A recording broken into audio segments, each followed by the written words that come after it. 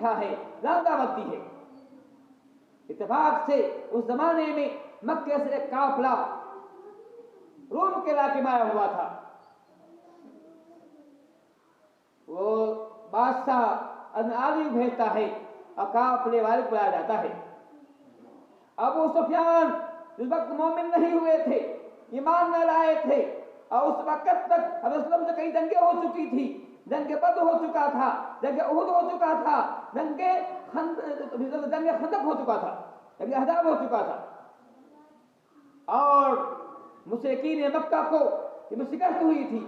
اندازہ کیجئے ابو سفیان کے دل میں نبی کے خلاف دشمنی نہیں ہوگی، کتنی عداوت ہوگی، لیکن اس کے باوجود جو کچھ کہتا ہے پیارے نبی کے بارے میں وہ بات سننے قابل غور ہے۔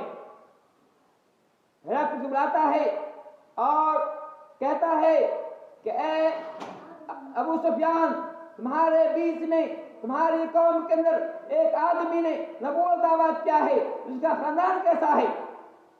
کہتا ہے تو خاندان اعلیٰ خاندان ہے۔ کہتا ہے کیا تمہارے اس خاندان میں سے کبھی نے، اس خاندان میں سے کسی نے اس سے پہلے نبوت دعویٰ کیا ہے؟ کہا نہیں، کوئی دعویٰ نہیں کیا ہے۔ کہا کیا تم نے کبھی اس کے بارے میں جھوٹ کا مشاہدہ کیا ہے؟ کس نے جھوٹ بولا ہے؟ کہا ہم نے اس کے بارے میں کبھی جھوٹ کا مشاہدہ نہیں کیا ہے۔ ایک کافر کہہ رہا ہے، اب اسے پیار ایمان نہیں لایا ہے، نبی دشمنی ہے، عداوت ہے، کئی جنگیں ہو چکی ہیں، اس کے باوجود ابو سفیان سچ بولنے مجبور ہے۔ تو کہتا ہے کہ ہم نے اس سے پہلے جھوٹ کا کبھی اس کے بعد مشاہدہ نہیں کیا ہے، ہم نے کبھی محسوس کا جھوٹ بولا ہے، ہاں یہ بات نہیں بتایا ہے۔ اب شاہ بیان کہتے وہ بادشاہ پوچھتا ہے کہ یہ آدمی میں کیا کہتا ہے، وہ اس کا کیا حکم ہے؟ تو وہ کہتا ہے، یہ بادشاہ کہتا ہے یہ نبی محمد کہتا ہے اعبدوا اللہ وحدہ ولا تشرکوا بہ شیئا۔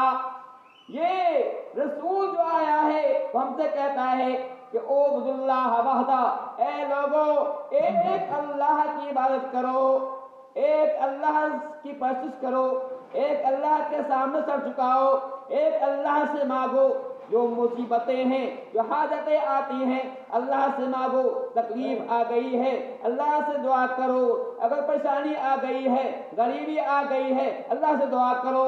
یہ آدمی محمد کہتا ہے کہ اعبدوا اللہ وحدہ، اگر کوئی ہے اس کے بعد کہ اللہ تعالیٰ کے ساتھ اکیلی ذات ہے، کوئی اس کے علاوہ نہیں۔ اولاد کوئی شیعہ کہتا ہے کہ اللہ کسی کو شریک مت کرو، شرک کرنا جو ہے ظلم ہے۔ کہ نبی کہتا ہے کہ یاد رکھو تم اللہ کی عبادت سے آپ شریک مت کرو، اللہ کی عبادت کرنا یہ عبادت ہے، دوسرا شریک کرنا یہ شرک ہے۔ میں نے پہلے کہا سجدہ عبادت ہے، اللہ کے لیے ہوتا ہے یہ عبادت ہے، جسے آپ ہوتا ہے یہ شرک ہو جاتا ہے۔ رکوع عبادت ہے، اللہ کے لیے ہوتا ہے یہ عبادت ہے، جسے آپ کرتے ہیں یہ شرک ہو جاتا ہے۔ طواف کرنا، خانہ کعبہ کو طواف کرنا یہ عبادت ہے، اگر یہ طواف جو کسی قبر کا ہو تو شرک ہو جاتا ہے۔ تو کہ وہ کہتا ہے کہ یہ محمد نبی جو آیا ہے وہ کہتا ہے کہ اے لوگوں ایک اللہ کی عبادت کرو اور کسی کو شریک مت کرو۔ کہتا ہے وَاتَّبِعُوا مَا يَقُولُ آبَاؤُكُمْ، تمہارے باپ دادا جو کہتے آئے ہیں اس کو چھوڑ دو، تمہارے باپ دادا کرتے آئے ہیں چھوڑ دو۔ یہ ہم تو ہر زمانے میں رہا ہے، جب کہتا ہے اے بھائی نیک کام کرو، ہمارا باپ دادا کیا ہے کہنے کے چھوڑ دیں گے۔ حالانکہ ہر نبی نے کہا ہے کہ تمہارے باپ دادا کرتے ہیں تم چھوڑو۔ ہاں جو بات صحیح ہے مان کرو، جو بات اللہ نے کہا ہے، اللہ کے نبی نے کہا ہے وہی بات صحیح ہے، اس کو اپناؤ، اسی میں خیر ہے۔ ورنہ تمہارے باپ نے کیا کہا دلیل نہیں ہے، تمہارے باپ نے کیا کیا دلیل نہیں ہے، مطالعہ نے کیا کیا دلیل نہیں ہے، دلیل وہی ہے تو اللہ نے کہا، رسول نے کہا، اللہ رسول کی بات ہی حقیقت ہے، وہی دلیل ہے۔ وَاتَّبِعُوا مَا يَقُولُ آبَاؤُكُمْ، اب وہ کہتا ہے وَيَأْمُرُ بِالصَّلَاةِ وَالصِّدْقِ وَالْعَفَافِ وَالصِّلَةِ، یہ نبی کہتا ہے کہ اے لوگوں نماز پڑھا کرو، نماز میرے آنکھ کی ٹھنڈک ہے، جب کوئی نماز پڑھتا ہے تو میری آنکھ کو ٹھنڈک محسوس ہوتی ہے۔ یہ نبی وہی نبی ہے جو کہہ رہا ہے کہ نماز کی پابندی کرو، اسلام میں نماز کتنی اہم چیز ہے. اندازہ کیجئے رسول وسلم کا آخری وقت ہے, بالکل مرنے کے وقت ہے, آپ کی جان نکلنے کو ہے, آپ کہتے ہیں الصلاۃ والصلاۃ, اے لوگ نماز پڑھنا, نماز پڑھنا, آخری نصیحت آتی ہے. تو وہ کہتا ہے کہ یہ نبی کہتا ہے کہ نماز کی پابندی کرو, اور کہتا ہے والصدق, سچ بولا کرو, کیونکہ سچ بولنا مومن کی پہچان ہے, اور جھوٹ بولنا یہ ایمان کی منافی ہے, اور سچ بولنا یہ اچھے اخلاق کی دلیل ہے. جو اس کا اخلاق اچھا ہوگا سچ بولا کرے گا, جو اخلاق خراب ہوگا جھوٹ بولا کرے گا. یہ نبی کہتا ہے کہ سچ بولا کرو, اور رسول اللہ سچ بولا کرتے تھے, کیونکہ آپ کا لقب پڑ گیا تھا صدیق پڑ گیا تھا, جو ہے آپ کا لقب صادق پڑ گیا تھا, سچ بولا کرتے تھے. اور یہ نبی کہتا ہے والعفاف, کہ اے لوگوں پاک دامنی اختیار کرو, اپنی عزت کی حفاظت کرو, اپنی شرمگاہ کی حفاظت کرو, اور کسی کی عورت پر, کسی کی بیٹی پر بری نگاہ مت ڈالو. یا نبی کہتا ہے والعفاف, حکم دیتا ہے کہ پاک دامنی اختیار کرو. کیا تو کسی کی بیٹی اسے ہر کی عزت ہے, کیا تم چاہتے ہو کہ کوئی تمہاری بیٹی پر بری نگاہ ڈالے؟